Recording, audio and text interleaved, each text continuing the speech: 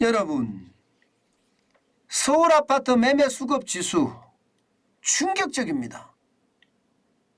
제가 생각해도요, 야, 이 정도 숫자가 나왔단 말이야.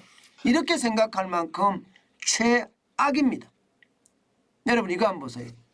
매매 수급 지수가 70도 붕괴됐습니다. 67.9예요. 지난주가 69.2였는데 1.3%포인트가 하락했습니다. 이게 기준이 100이잖아요. 100. 기준이 100입니다. 100보다 높으면 쉽게 말하면 이게 매수할 사람이 많아진다는 뜻이고요. 100보다 낮으면 매수할 사람이 적어진다는 뜻인데 100보다 낮은 정도가 아니라 67.9까지 떨어졌다는 것은 여러분 서울 아파트 매매 수급 지수가 거의 망쳤다 이렇게 이야기할 수도 있습니다. 2012년 8월에 67.5였거든요. 그때 이후로 10년 3개월 만에 가장 낮은 수치입니다. 가장 낮은 수치. 진짜 충격적이라고 이야기할 만해요. 2021년 1월에는요. 여러분 잘 나갔거든요. 2월 8일에 111.9까지 올라갔던 거였습니다. 그리고 떨어지는 게 말입니다. 100을 계속 넘다가 지금 2022년에 들어와서 100 밑으로 떨어지더니 1월 24일에 89.3까지 떨어졌잖아요. 그리고 9월 19일에 79.5까지 80이 붕괴됐습니다. 그러다가 말입니다. 11월 21일에 67.9까지 떨어지는 아주 최악의 상태를 맞고 있습니다. 그러니까 사람들이 집을 안 산다는 거예요. 집을 안 산다. 집을 사는 족족 손해니까 말입니다. 왜 손해냐? 심지어 말입니다. 금매들이 나오기는 하지만 이 가격을 보면 2020년으로 돌아갔다고 해요. 2020년. 이제 좀 더 내려가면 아직까지 뭐 거래량이 많지는 않지만 2019년까지 돌아간다는 그런 이야기도 나올 정도입니다. 그만큼 집값이 장난 아니게 떨어져요. 주간 단위로 따졌을 때 말입니다. 서울이 마이너스 0.52%예요. 낙폭 기준으로는 역대 최고입니다. 낙폭 기준으로. 그런데 이 낙폭 기준으로 역대 최고를요. 지금 몇 주째 거듭하고 있어요. 몇 주째.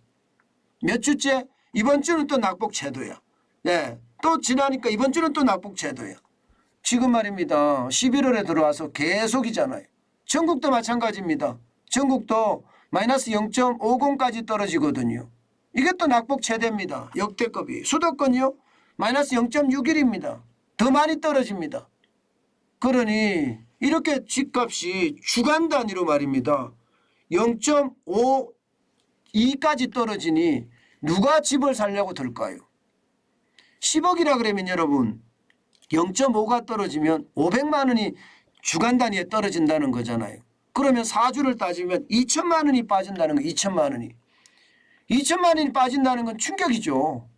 2천만 원씩 10달만 빠지면 2억이 빠지는 건데 2억이.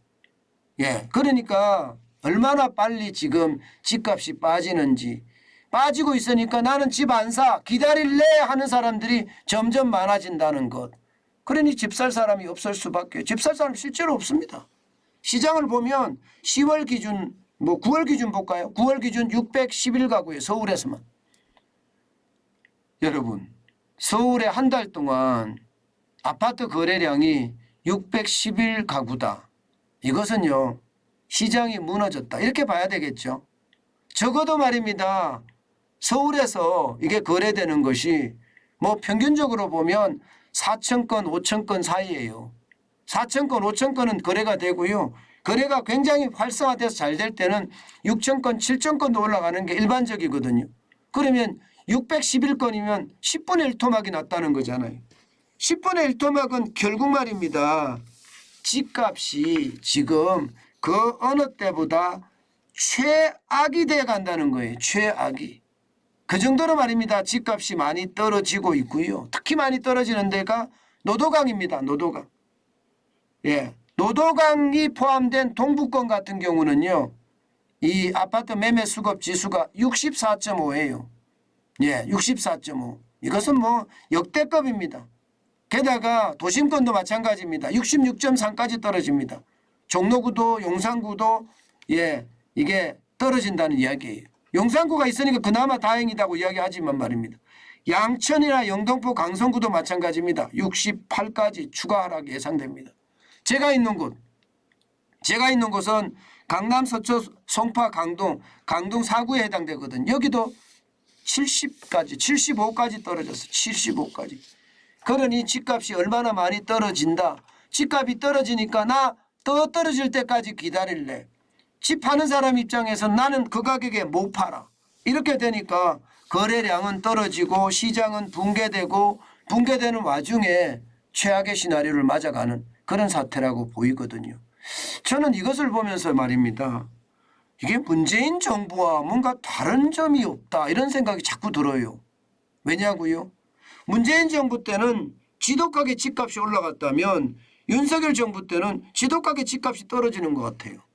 이게 빨리빨리 규제 해제를 해서 시장에 대응을 해야 되는데 시장에 대응을 안 한다 이런 생각이 좀 듭니다.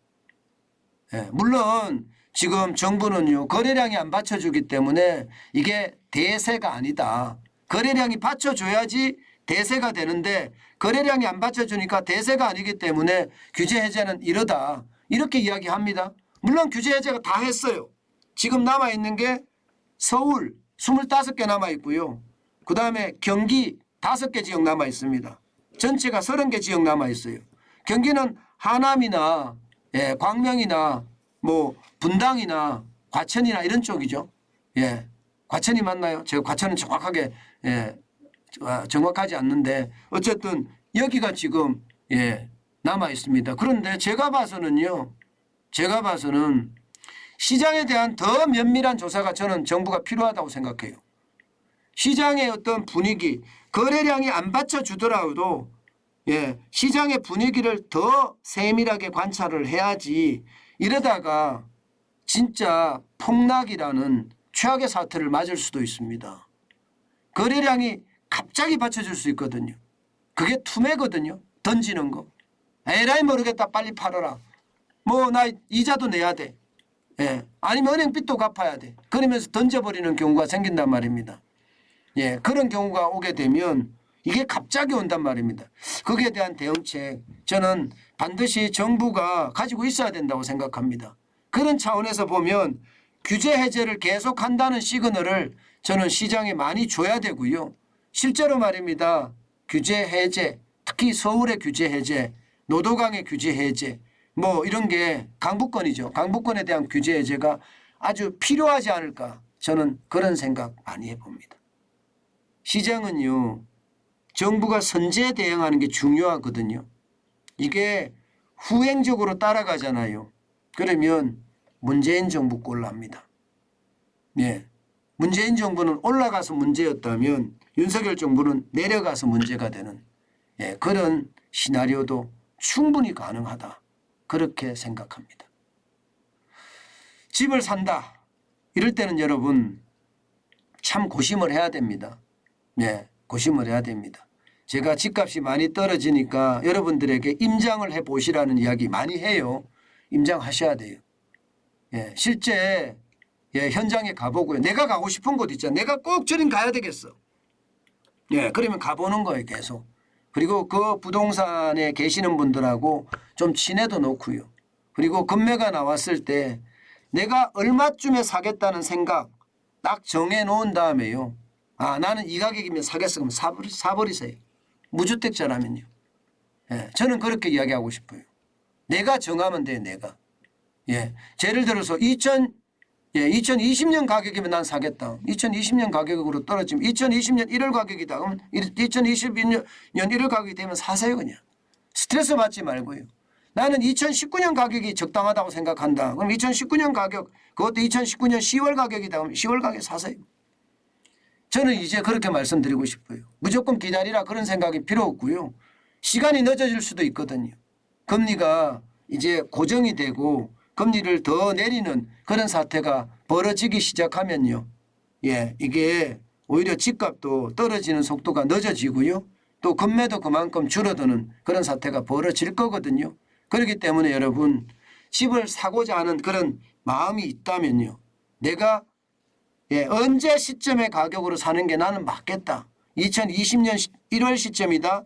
2019년 10월 시점이다. 2019년 1월 시점이다. 아니면 2018년 시점이다. 이렇게 내 나름대로 어떤 준거라고 해야 되나요? 판단의 준거를 정한 다음에 예, 저는 사시라 이런 말씀 감히 드립니다.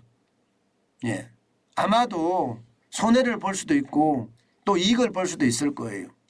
예, 그렇지만 스트레스로 예, 더 고통을 받는 것보다는 예, 조금 비싸게 사더라도 그게 맞지 않을까 저는 오늘 그런 생각해 봅니다.